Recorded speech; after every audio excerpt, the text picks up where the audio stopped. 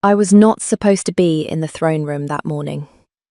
I was supposed to be in the nursery, where I had been every morning for the last 7 months, reading to a small boy who had not spoken a word aloud to anyone in over a year. The steward had found me on the stairs, with a book under my arm and a slice of bread in my hand, and he had said the king required a message delivered to the high seat, and there was no one else, and would I please? He said please, to a maid. That should have been my first sign that something in the castle was wrong that day. The book I carried was the boy's favourite, Wolves of the Long Winter. I had read him the same chapter 11 nights in a row, because he liked the part where the white wolf finds her way home. I did not know yet that by the time the bells rang noon, every wolf in the great hall would know my name, and the Alpha King would have to choose what to do with the silence his son had just broken. I was 22 years old, and a healer's apprentice 3 seasons into Omega service at the Iron Hall. I had been brought from the eastern villages to read to the king's child, because the steward's wife had heard me sing to her own sick daughter, and had decided, in the way of women who run great houses, that I would do. I had not been brought to the high seat. I had not been brought to the throne. I had certainly not been brought to be looked at by the king. But there I was, in the doorway of the great hall, the message folded small in my palm, and there he was. Halvar Iron King, seated where he had been seated every morning for the 11 years since his crowning, listening to 2 advisors argue about grain. He did not look up when I entered. He did not need to. I had felt him notice me the way you feel the air change before a storm. And behind me, padding silent on small bare feet, because his nurse had turned her back for 40 seconds, which was all the time he had ever needed, was the king's 4-year-old son. I did not know he was there until he reached up and took the hem of my apron in his fist. "Aaron," I said, very quietly, looking down. He did not answer. He never answered with words. He looked up at me with his father's grey eyes, and he tugged once, the way he tugged when he wanted me to follow him somewhere, a window, a book, a thing he had found in the garden. The hall had gone very still. I realised only then that every face at every table had turned towards me, towards us. The advisors had stopped speaking. The captain of the guard had stopped pretending not to listen. The court ladies along the east wall had gone quiet in the particular way court ladies go quiet when they have just received a piece of information that will be on the tongue of every house in the territory by sundown. And at the high seat, Halvar Iron King had finally looked up. He saw his son. He saw his son's hand in my apron. I watched the king's face do something I had never seen it do. A flicker, half a heartbeat long, before the iron came back down. "My lord," I said, and I meant to step forward, and I meant to bow, and I meant to hand him the steward's message and back away. I did not do any of those things. Because the child at my hip, the child who had not spoken a word in the 7 months I had known him, the child whose nurses had wept in the kitchens about his silence, the child whose father had been told he might never speak at all, opened his small mouth and said one word, clear and unhurried, in the kind of voice a small boy uses when he has finally decided to say a thing he has been saving up. "Mama?" He said it to the floor. He said it to my apron. He said it, I realised a beat later, about me. No one in the hall breathed. I do not remember setting the book down. I do not remember kneeling.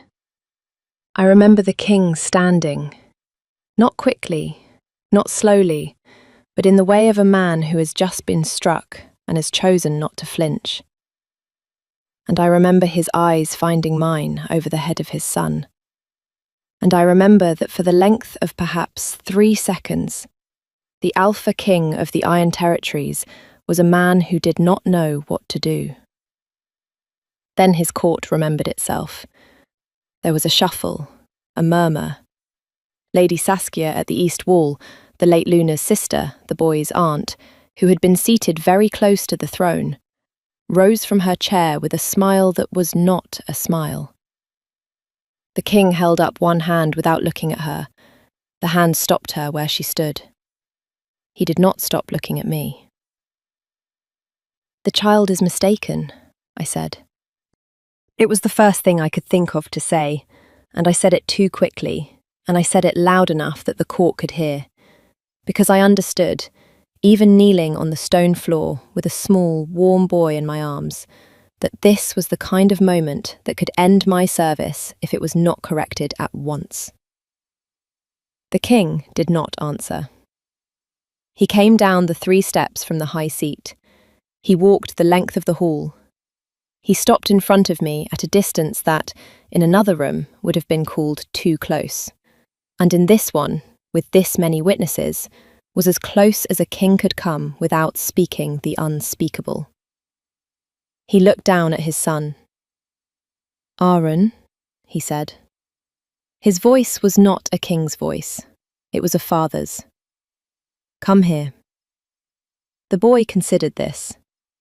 The boy who had not spoken in court before, and who had chosen that moment and that word, considered it the way he considered everything, without hurry. Then he reached up for his father, and Halvar Iron King lifted his son off my shoulder and held him close, and closed his eyes for the count of 1 long breath. When he opened them again, he was looking at me again. "Bring her the message," he said to the steward, who had not been the one carrying the message. "And then bring her to my library." He turned and walked out of the great hall with his son in his arms, and he did not speak to anyone else on the way. The library was on the 3rd floor of the South Tower, and I had been in it exactly twice, both times to fetch the book the boy wanted that night. The first time, the king had not been there. The second time, he had been there, and he had not looked up from the map he was reading, and I had taken the book and gone. That night, when the steward led me through the door, the king was alone, and there was no map. There was only a chair pulled close to the hearth, and the king in it, and his son asleep across his lap, small and slack the way only sleeping children are, with one hand fisted in the wool of his father's collar. The boy had not let go of his father since the great hall. I stopped just inside the door. The steward closed it behind me and left. "Sit," the king said. He nodded at the chair opposite his, 3 full paces away. The hearth fire between us threw light up the side of his face, the side I had only ever seen at council, the iron side, and left the other side in shadow. From where I sat, I could only see the half of him that ruled. "I do not know why he said it," I said. I had spent the long afternoon hours in the kitchens, helping the cook shell peas with hands that did not know they were shaking, rehearsing what I would say to him. None of it had survived the walk up the stairs. "He said it because he meant it," the king said. "My lord, he is 4. "He is 4, the king agreed. He did not look at me, he looked at his son. "And he has not said a word in 15 months. Not to me, not to his nurse, not to his aunt, not to the priest who came to bless him at the equinox. He said his first word in over a year today, in front of 50 witnesses, about you. I would like to understand why." I did not know how to answer that. I had not asked for it. I had not even quite known it was happening.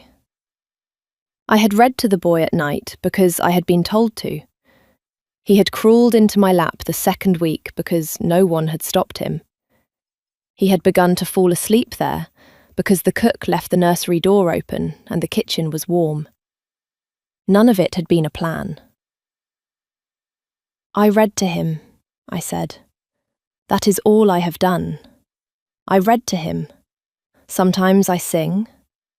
Sometimes when he cannot sleep, I tell him the wolves in the corner of the room are friends. That is the whole of it, my lord. The king was quiet. Then he said, "Do you know what his mother looked like?" He said it without the inflection of a question. He said it the way a man asks a thing because he has been carrying it a long time and has finally found someone to set it down in front of. "I have seen the painting in the hall," I said, carefully. "Yes." "Tell me," he said. "My lord, I do not. Tell me what you saw." I looked at him. The light from the hearth caught the side of his face I had not been looking at. He was not iron at all on that side. He was a man who had asked a question because he needed an answer, and who had not asked the question of anyone else because there was no one else in his hall he would ask it of. So I told him. I told him about the dark braid in the painting, and the green dress, and the small smile at the corner of her mouth, and the way her hand rested on her belly, because the painting had been made when she was carrying Aaron. The king listened to me. He did not look at me. He looked at his sleeping son. When I was done, he said, "He does not remember her." "No, my lord. He was 2 when she—" He stopped. He did not finish the sentence. He shifted the boy a little in his arms. "He has been told. He has been shown her face. He has been told her name every season. He does not remember her." "I know, my lord." "And I would like to know," the king said very quietly, "why he said it today." I sat with that. I sat with it for what felt like a long time. The hearth crackled. The boy breathed. Somewhere in the south tower a bell rang the hour. "I think," I said slowly, "that he did not say it because he remembered her. I think he said it because he did not." I had not meant to say it that bluntly. I watched his face for the cost of it. He nodded once. "Yes," he said. He looked at me then. For the first time since I had walked into his library, the Alpha King of the Iron Territories looked at me directly. And what I saw in his face was not what the court had seen at the high seat. The court had seen iron. The court had seen the man who chose not to flinch.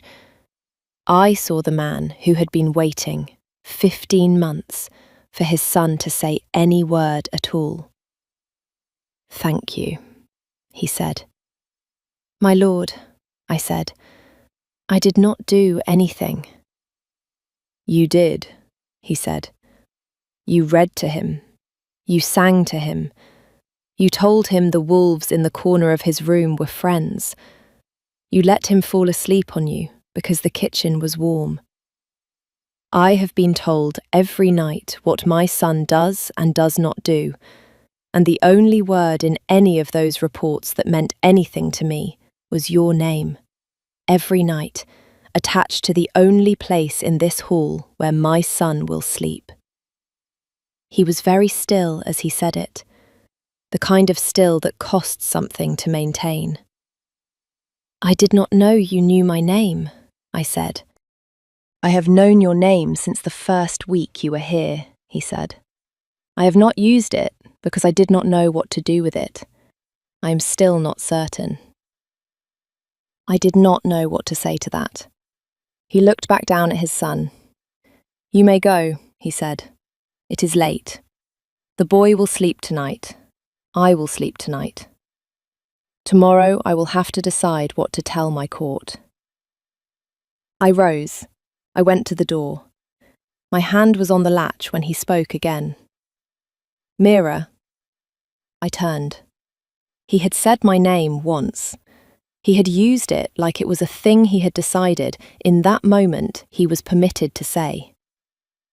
The hearthlight moved on his face. "He said it about you for a reason," he said. I would like to understand the reason. That is all. Good night. I left. I do not remember the walk to my quarters. I remember the dark of the corridor and the cold of the stone and the small white moon outside the South Tower window. I remember that the steward's wife was waiting for me at the door of the Omega quarters, and she did not ask me anything. She only put a cup of warm milk into my hand, and she said, "He is a good man under all of that, Mira. He has not been one for a long time. Be careful with what you have started." I did not know what I had started. I would. If you have stayed with me this far, stay with me a little longer. I have not yet told you the worst of it. There is a woman in this story you have not properly met, and she has been watching me from the high table since the morning her sister's son said my name, and she has been planning. If you would like to hear how she moved against me, and what I did when she did, the small button below the candle will keep us together for the rest of it.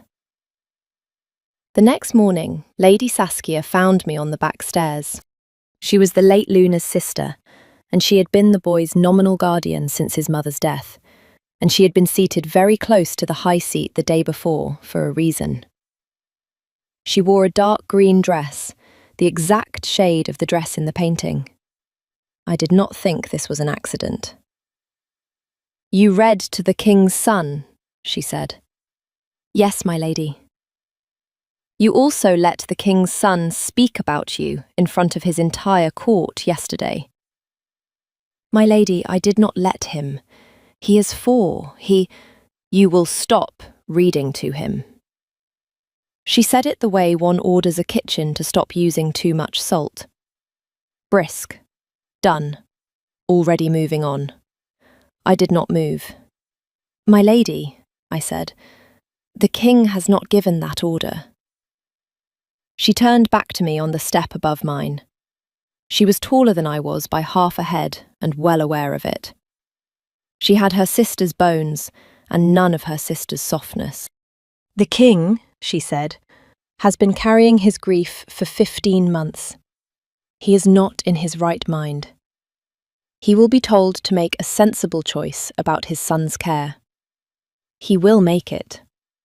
And you, a healer's apprentice from a village I cannot find on a map, will be returned to whatever village that was, with my thanks and a coin for your trouble. Today, if I can manage it, within the week regardless." She did not wait for me to answer. She did not need to. She went down the stairs, and the green dress moved like the painting, and I stood there with my hand on the stone wall and felt the cold of the castle in my bones. I did not stop reading to the boy. That night I read him the chapter about the white wolf again. He did not climb into my lap. He climbed into the chair where his mother's blue blanket had been folded for 15 months, the chair that the nurses had been told never to move, and never to fold the blanket on a different way by order of the king. And he pulled the blanket over his shoulders and looked at me, and I read. When I closed the book, he said, "Mira." It was the second word I had ever heard him say. I sat very still. "Yes," I said. "I am here." He nodded once, the same way his father had nodded the night before. Then he closed his eyes. I did not know that the king was at the door. I did not know how long he had been there. He did not come in. He did not speak. When I came out of the nursery much later with the candle in my hand, the corridor was empty, and a folded square of paper sat on the floor where the king had been standing. It said, in a hand I had never seen but immediately recognised, "Thank you for tonight. Do not stop. H." I kept that piece of paper. I have it still.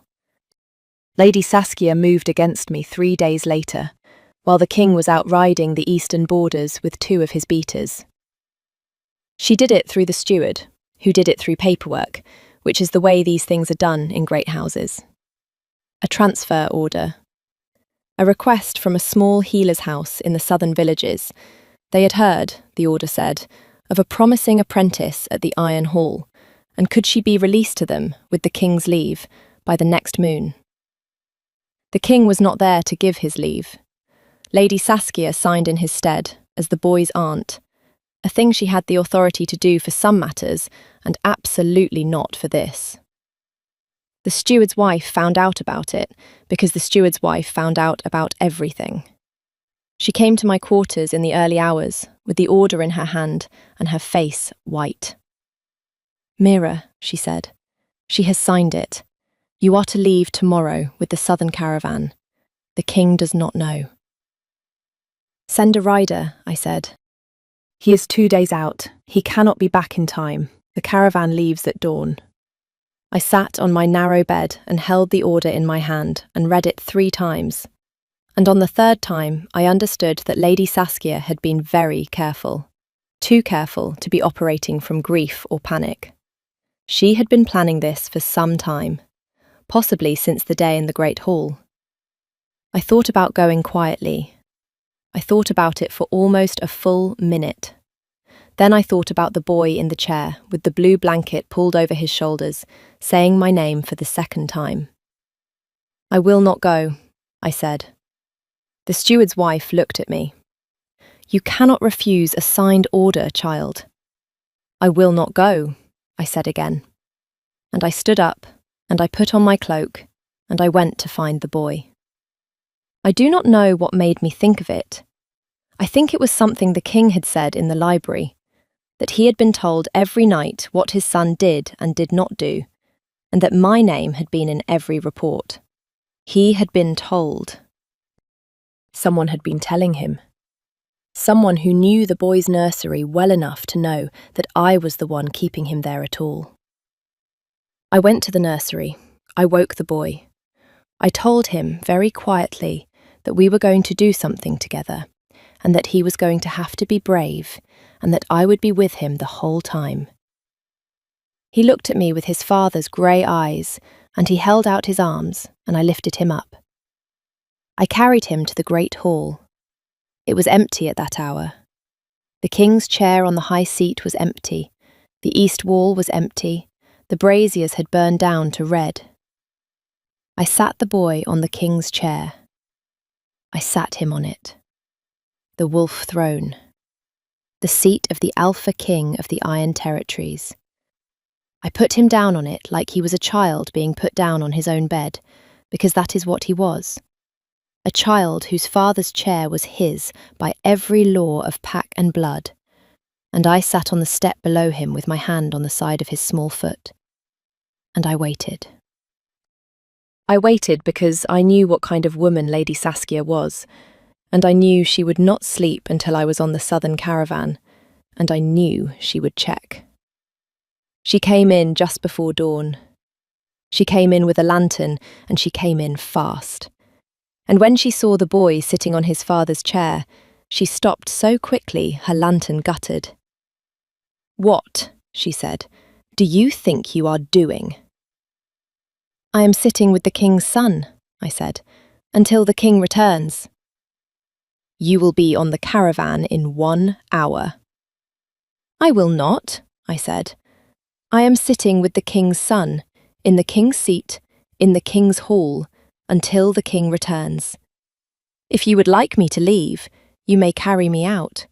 The boy will be a witness." She came up the hall. She came up fast. She was close enough for me to see the muscle move in her jaw when the great doors at the back of the hall opened and the captain of the guard came through them, and behind the captain, dust still on his cloak, 2 days of riding still on his face, came Halvar Iron King. He had ridden through the night.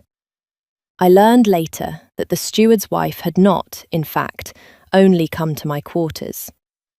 She had sent a rider after all. The rider had reached him at the second outpost in the dark, and the king had turned his horse around and ridden without stopping. He stopped at the foot of the high seat. He looked at his son on his throne. He looked at me on the step.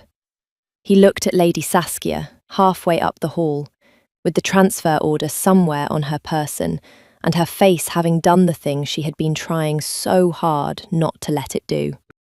"My lord," she said, "there has been—" "Captain," said the king, "take the lady to her rooms.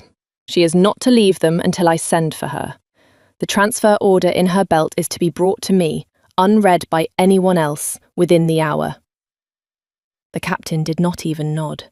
He simply moved. Lady Saskia was gone from the hall in less than a minute. The king came up the 3 steps to the high seat. He looked down at his son. The boy reached up. The king lifted him. Then the king turned, with his son in his arms, and he looked down at me. "Stand up," he said. I stood. "You sat my son on the wolf throne." "Yes, my lord." "You sat yourself below him with your back to his knees." "Yes, my lord." "You did this knowing that the woman you were defying could have had you whipped for it." "Yes, my lord." "Why?" he said. I thought about that. I thought about it for the count of 3 breaths. The half-light caught the side of his face I had only ever seen at council, and it caught the side I had seen in the library, and for the first time the 2 halves of him were the same face. "Because," I said, "you told me not to stop, and I did not want to stop." The Alpha King of the Iron Territories looked at me with his son in his arms. He did not flinch. He did not look away. He held his son a little closer. "Thank you," he said. Then, in front of the captain returning down the hall, and in front of 2 early stewards coming in with bread, and in front of the kitchen woman who would tell every soul in the keep within the hour, the King of the Iron Territories came down from the high seat with his son in his arms. And he stopped 1 step away from me, and he said, "Aaron has not had a mother in 15 months. I have not had a Luna in 15 months. If you will stay, if you will choose to stay, I would like to ask you, properly, when the hall is full and the court is watching, to be both." He stopped.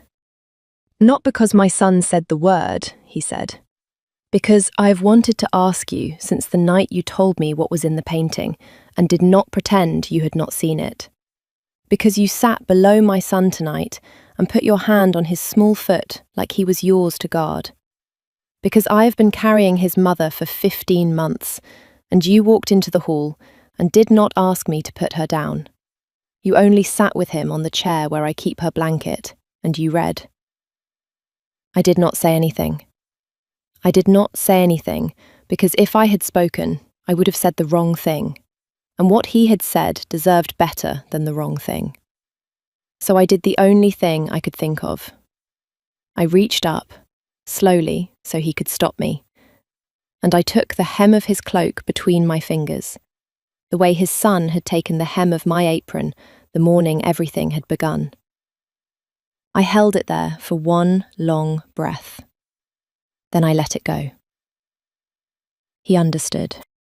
The kiss, when it came, much later, in a room that was not the great hall, after the court had been called and the proper words said, and the captain had returned with the forged transfer order folded small in his palm.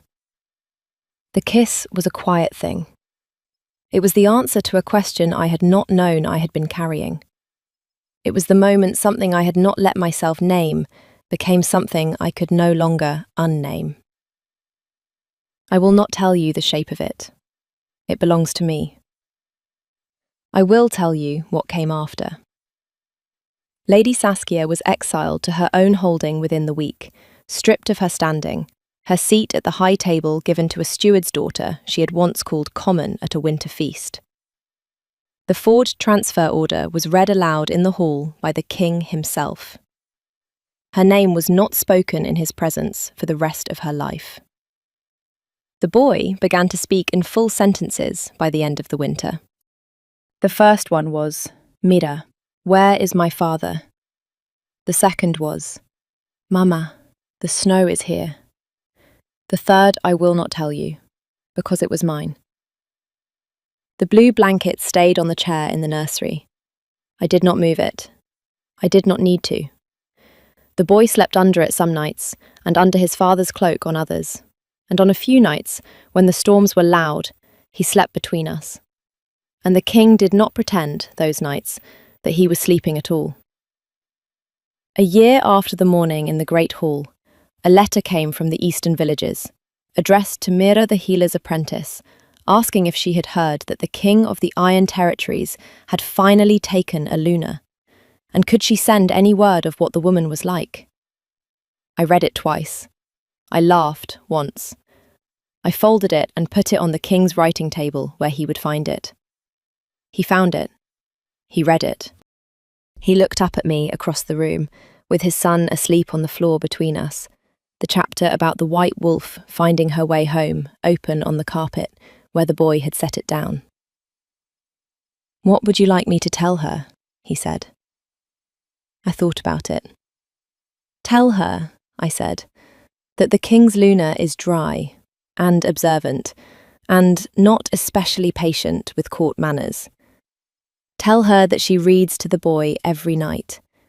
Tell her that the boy calls her Mama in front of the entire court now, and no one in the hall holds their breath anymore. Tell her that she did not expect any of this. Tell her that she is, on most days, very glad. He smiled at me. He did not smile often. He had not smiled at all, I was told once by the steward's wife, in the 15 months before I came to the Iron Hall.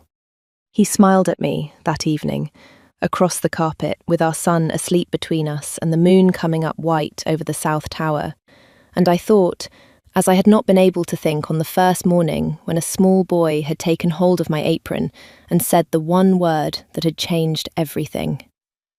I thought, oh, so this is what it feels like to be chosen. Tell me, did you see it coming? Did the boy give it away in the first scene, or did Halvar? I want to know which of them you fell for first. Stay with me here. Subscribe if you want her side of the next story. The Iron Hall has more rooms than I have shown you, and there are more nights I have not yet told.